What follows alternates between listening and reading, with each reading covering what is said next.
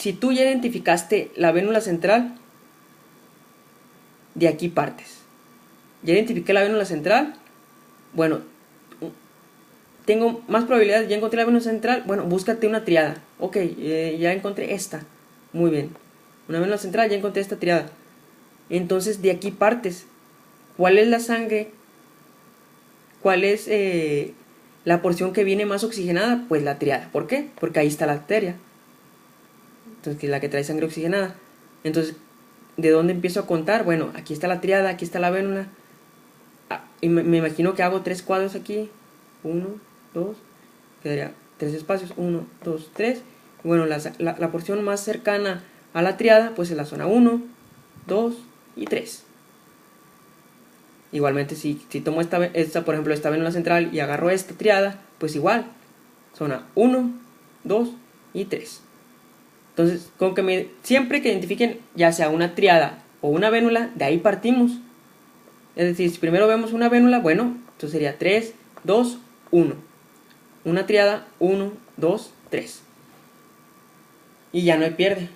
Entonces, eso es a nivel de un corte histológico, ¿verdad? Para que me lo identifiquen.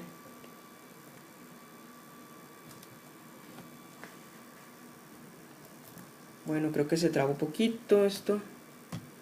Es una computadora un tanto vieja. Bueno, ya es lo mismo, ¿verdad? Para que me vean todo lo... Bueno, ahora vamos a hablar de la celularidad que se encuentra. Obviamente, en el hígado pues tenemos las células endoteliales, los macrófagos son los llamados células de Kupffer. Hay unas células que se encargan del almacén de la vitamina A, que son las células estrelladas o células de hito. Los colangiocitos. Y los hepatoblastos también, que se encuentran en las porciones de los conductos de Henry, los conductos intrahepáticos, ahí propiamente. Bueno, vamos a ver. Bueno, ya una microscopía electrónica, esto es muy importante para que me logren identificar. Aquí podemos observar 3 tipos, a ver, 1, 2, 4 tipos celulares. Que por ejemplo sería, número 1, la porción de la célula de Kupffer, que se encuentra en el sinusoide, más o menos entre el espacio de, bueno, este es el espacio de Dice. Y este sería en el sinusoide propiamente, se encuentra el macrófago o célula de Kupffer, que pues como ya sabemos su función desde el linfoide, pues es una célula, ¿cómo se llama? Presentadora de antígenos, un macrófago propiamente, que se encarga de fagocitar. Y esta célula que tiene esta gotota de lípido, es más que nada almacén, es una gota de vitamina A, de la vitamina A, que se encarga pues obviamente de almacenarla. Y se las presento, es la llamada célula de hito, o reticular, o estrellada, o muchos la llaman retículo estrellada. Pero ¿cuál es su función? Pues almacén de vitamina A. Esto es a nivel morfológico pues normal. Cuando esta célula se hace patológica, adquiere otra función, adquiere la capacidad de hacerse un miofibroblasto. O sea, tiene una función contráctil y una función secretora. ¿Qué secreta? Pues obviamente fibra de colágeno. Entonces, por ejemplo, es el ejemplo clásico de la cirrosis. La cirrosis, literalmente, el hígado, a nivel macroscópico, el hígado se hace más grande, o sea, una hepatomegalia, se hace duro por la fibrosis que está generando, y obviamente genera una hipertensión a nivel hepático que se va a manifestar a nivel del organismo, que ahorita les voy a explicar. Entonces, esa célula empieza a diferenciarse, es decir, pierde su capacidad de almacenar lípidos y se convierte en un miofibroblasto. Empieza a secretar muchas fibras de colágeno, pero ¿hacia dónde? Pues hacia el parénquima, o sea, hacia la porción, por ejemplo, del sinusoide, hacia la porción del sinusoide, hacia el espacio de Dice, o sea, todo este espacio se va reduciendo. Entonces, al irse reduciendo, pues hace que el flujo sea más turbulento, o sea más a presión, vaya. ¿Por qué? Porque todo esto se está reduciendo. Aparte tiene una función contráctil, recordemos que tomó una función de un miofibroblasto. Entonces, aparte de que ya redujiste el espacio, me lo reduces más contrayéndote o generando esa contracción, pues oye, ahorcas el hígado literalmente. ¿Y esto cómo se manifiesta? Pues obviamente hay una disfuncionalidad, entonces vamos a tener alteraciones que les mencioné al principio. Por ejemplo, alteraciones en la coagulación, ascitis, alteraciones a nivel de nutricional, porque va a disminuir los niveles de las proteínas plasmáticas como la albúmina, prealbúmina, todo eso. Y clínicamente, bueno, este paciente lo vamos a ver con ascitis, puede haber edema, pero principalmente recordemos la circulación portal. Entonces tiene ciertas características de circulación portal en que tiene, ¿cómo se les podría llamar? Como que derivaciones o conexiones, por ejemplo con el esófago. Entonces estos pacientes, al aumentar la presión portal, van a presentar varices esofágicas. He escuchado hablar también de las arañas o vasos de medusa que se forman alrededor del ombligo. ¿Por qué? Porque también ahí tienen cierta conexión. Y otra característica es que tienen hemorroides. ¿Hemorroides debido a qué? A que la circulación pues a nivel anal pues tiene derivación también portal. Entonces esos pacientes pueden tener varices esofágicas, de esas cabezas de medusa en el ombligo, a nivel del ombligo, y hemorroides, ¿vale? Todo esto debido por la conexión que tienen a nivel portal estos vasos que acabo de mencionar. Entonces vean esta función patológica también de la célula de Ito. Tenemos obviamente la célula endotelial, más o menos por aquí sería todo esto, con eritrocitos aquí, y principalmente la célula más pues importante en o que forma la mayoría del parénquima pues es el hepatocito, ¿verdad? Muy bien, espero no haya dudas. Cualquier duda háganmela saber, pero esas son las alteraciones que podrían darse. Y por ejemplo una correlación clínica que es la insuficiencia cardíaca congestiva y la necrosis hepática, y aquí está muy claramente.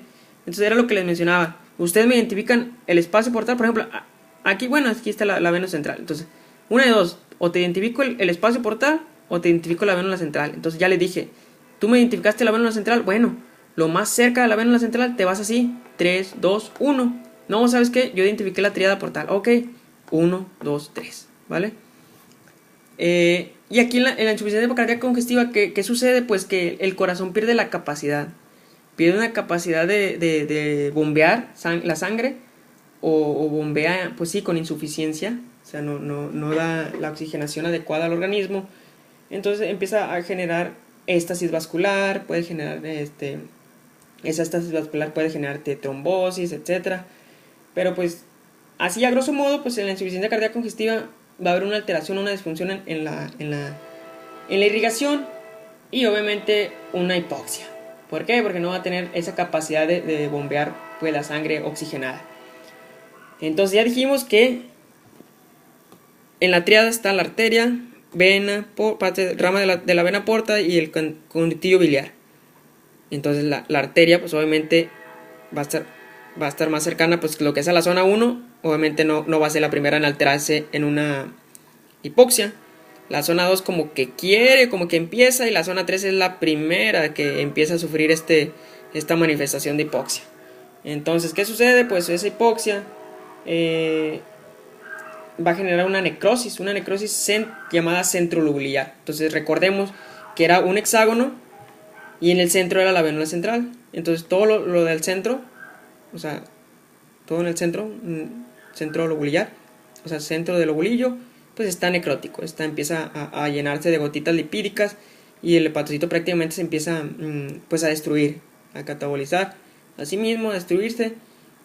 Y pues si esto continúa, esta isquemia continúa, pues propiamente una necrosis. Bueno, aquí es un acercamiento a lo que es el espacio de Diesen. Todo vamos a ver. Esta es la porción basal del hepatocito, recuerden. La porción basal del hepatocito en conjunto con el sinusoide forman como que un espacio entre el sinusoide y el hepatocito. Obviamente esas son las microvellosidades del hepatocito. Y aquí es donde se vierte toda la secreción endocrina. No solamente se vierte, acuérdense que el hígado pues tiene una función también de metabolismo. Entonces todas las toxinas que llegan aquí pues son reabsorbidas por el hepatocito. Toxinas, bilirrubina, todo esto aquí se puede estar reabsorbiendo, ¿verdad? Y obviamente toda la función secretora de todas las proteínas que empieza a secretar, etc. Entonces recuerden esto, o sea, aquí va la secreción endógena, pero no se crean que nada más el hepatocito está secretando, ¿ok? También está reabsorbiendo, o sea, como todas las microvellosidades pues tienes esa función tanto reabsortiva como reabsortiva o absortiva como excretora, ¿vale? Bueno, ahora vamos a ver la porción exócrina, que está formada, por ejemplo, principalmente. Todos los hepatocitos se van a ir juntando. Ya les había puesto el ejemplo de cómo se van uniendo las porciones laterales de los hepatocitos para formar como que un túnel, literalmente se unen hepatocito con hepatocito. Déjenme ver si, bueno, aquí. Se une literalmente un hepatocito con otro hepatocito y forman un túnel. Y este es el llamado canalículo biliar. Esa es la porción lateral y esta es la porción basal. Entonces todas las porciones laterales unidas forman este pocito o este túnel, si así lo quieren ver, y ese es el llamado canalículo biliar. Y aquí va la secreción exócrina, la bilis, que fue el contenido que vimos al principio. Después, al llegar a las porciones finales del lobulillo, pues se van uniendo tanto como filas de hepatocitos como filas de colangiocitos. Aquí aparecen las otras células mencionadas para formar el conducto de Herring. El conducto de Herring se va a unir para así formar el conductillo intrahepático, creo que así se llama, si no me equivoco, para llegar hacia la zona de la triada portal, aquí por una pequeña porción de la vena portal. La diferencia es que el conductillo ya biliar intrahepático ya es propiamente de colangiocitos, ¿vale?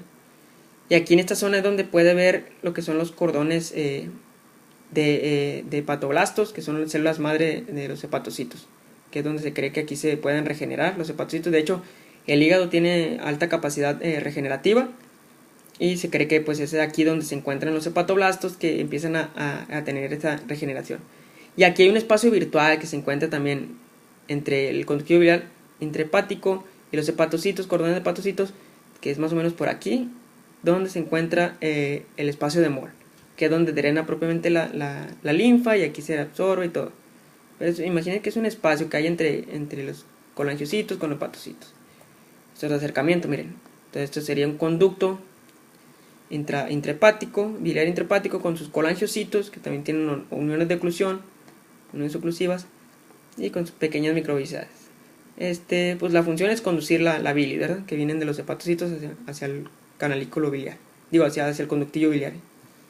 Con su espacio de Moll, y entonces ya dije, y por pequeñas porciones de hepatocitos. Eso ya les mencioné. Entonces, el hígado tiene una función.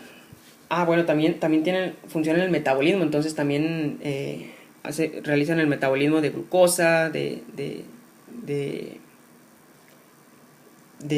lípidos, etcétera. Entonces va a ser la célula que más organelos tiene. O sea, puede tener muchos peroxisomas, tiene muchos mitocondrias, mucho retículo endoplásmico liso, en dado caso que esté, ¿cómo se dice?, metabolizando lípidos.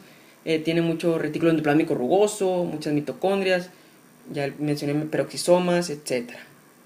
Y esto es para que vean pues la diferencia, ¿verdad? Cómo pueden tener mucho retículo endoplásmico rugoso con su glucógeno, con su peroxisoma, ciertos peroxisomas con mitocondrias, con retículo endoplásmico rugoso, dependiendo de la función que tenga. Pero que en este caso, si tiene una función más que nada, más que todo de ácidos grasos, de digestión de ácidos grasos, pues tiene mucho retículo endoplásmico liso. Acuérdense que el retículo endoplásmico liso está relacionado con detoxificar. Entonces aquí puede estar detoxificando muchas toxinas de alcohol, lípidos, fármacos, metabolismo aquí. Entonces va a generar que el hepatocito empiece a sintetizar o empiece a formarse mucho retículo endoplásmico liso, mucho Golgi también, bueno, este retículo endoplásmico rugoso, liso, ¿sale? Entonces puede ser muy variable el hepatocito, incluso puede ser binucleado. Entonces, dependiendo su función, va a ser sus organelos que vaya a manifestar. Entonces, todos ya sabemos, si tiene una función mucho secretora, pues va a ser mucho RER. Si tiene una función de toxificar, toxinas, fármacos, etcétera, lípidos, pues va a ser un retículo endoplasmático liso, etcétera. Miren, y esto es lo que les menciono, esto se ve muy bonito para que logren observar. Imaginemos que todo esto es los hepatocitos unidos como tal, unen sus porciones laterales y forman este túnel. Y en este túnel es donde va la secreción exógena, toda la bilis.